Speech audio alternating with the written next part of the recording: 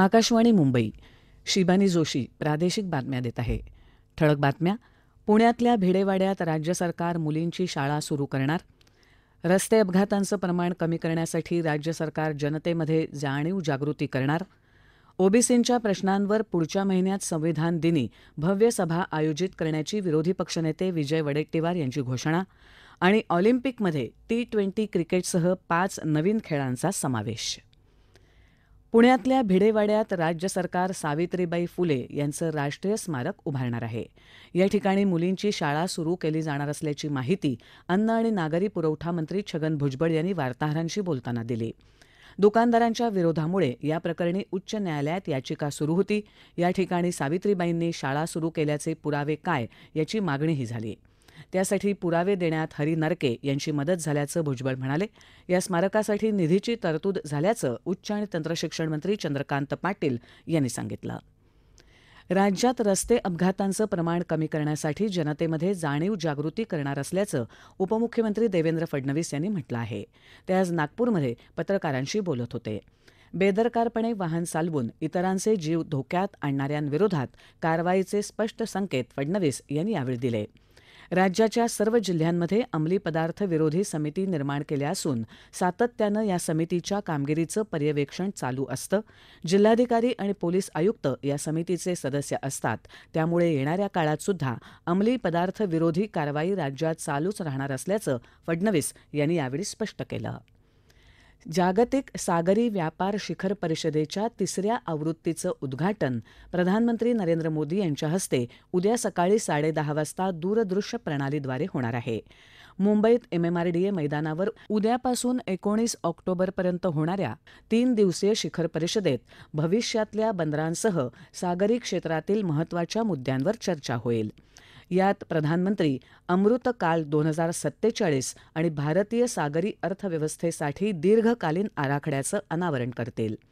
23,000 कोटी रुपयांपेक्षा जास्त रकमेच्या प्रकल्पांचं उद्घाटन आणि पायाभरणीही प्रधानमंत्री करतील. सागरी क्षेत्रातील जागतिक आणि राष्ट्रीय भागीदारीसाठी 7 लाख कोटीहून अधिक किमतीचे 300हून अधिक सामंजस्य करार यावेळी करण्यात येणार आहेत. यात विविध देशातले प्रतिनिधी उपस्थित राहणार आहेत.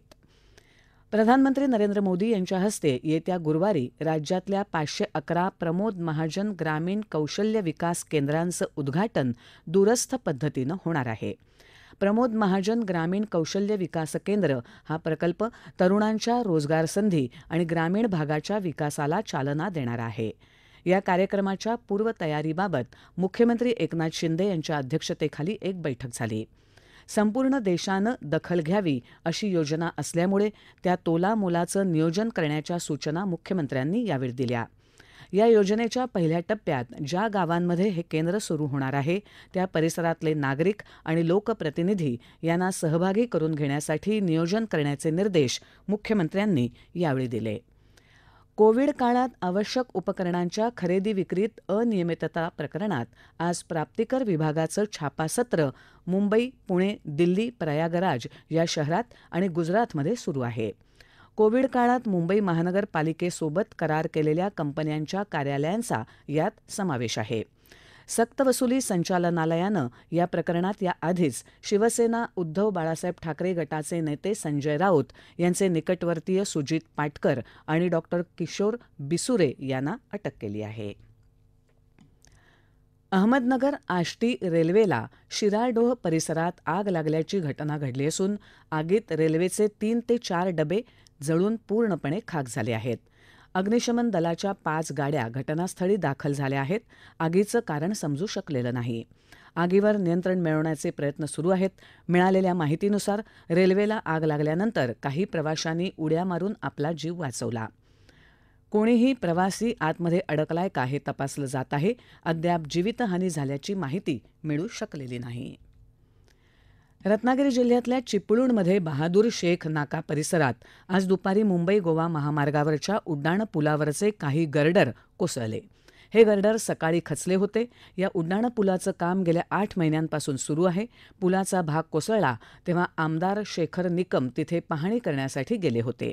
या घटनेत निकम यांच्यासह काही जणांना किरकोळ दुखापत झाली आहे. या प्रादेशिक बातम्या आकाशवाणीच्या मुंबई केंद्रावरून देत आहोत.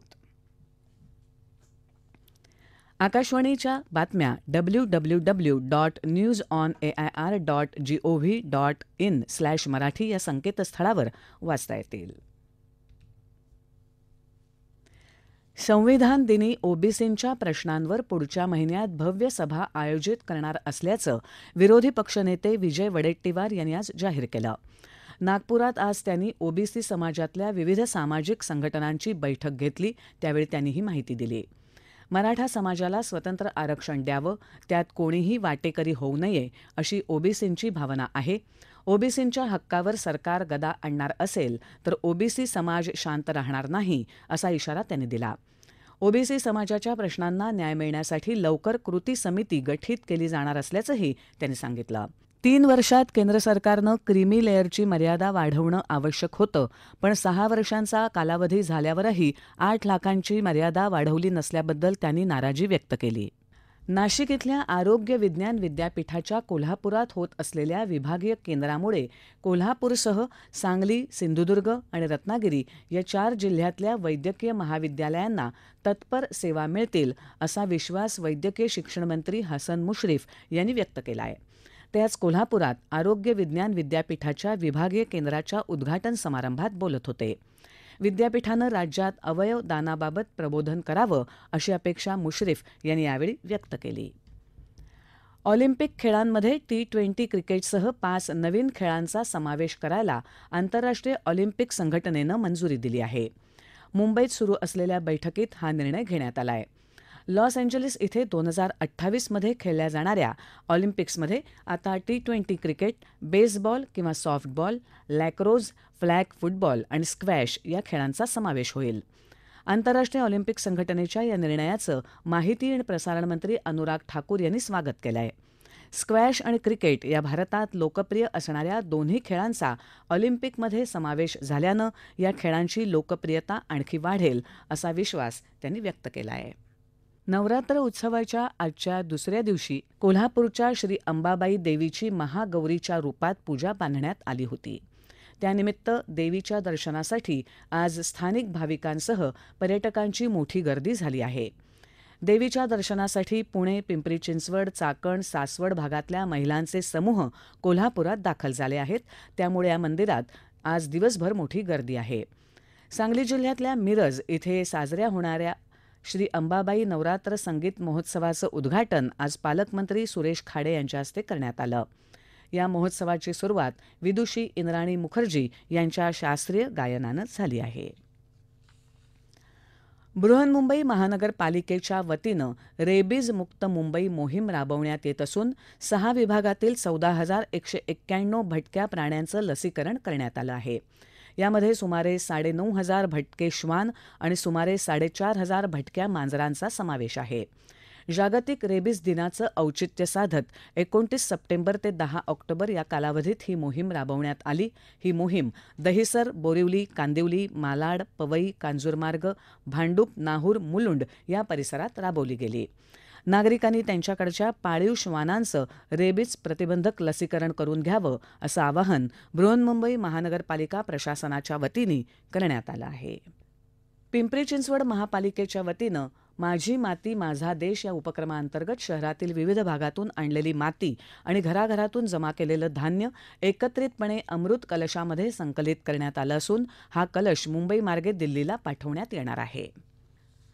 रायगड, रत्नागिरी आणि सिंधुदुर्गमध्ये काही ठिकाणी आज सोसाट्याच्या वाऱ्यासह पावसाची शक्यता आहे.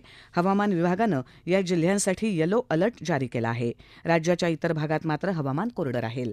आणि शेवटी पुन्हा एकदा आजच्या ठळक बातम्या. पुण्यातल्या भिडेवाड्यात राज्य सरकार मुलींची शाळा सुरू करणार. रस्ते अपघातांचं प्रमाण कमी करण्यासाठी राज्य सरकार जनतेमध्ये जाणीव जागृती करणार. ओबीसींच्या प्रश्नांवर पुढच्या महिन्यात संविधान दिनी भव्य सभा आयोजित करण्याची विरोधी पक्षनेते विजय वडेट्टीवार यांची घोषणा. आणि ऑलिम्पिकमध्ये T20 क्रिकेटसह 5 नवीन खेळांचा समावेश. याबरोबरच आकाशवाणी मुंबई केंद्रावरचं प्रादेशिक बातमीपत्र संपलं. नमस्कार.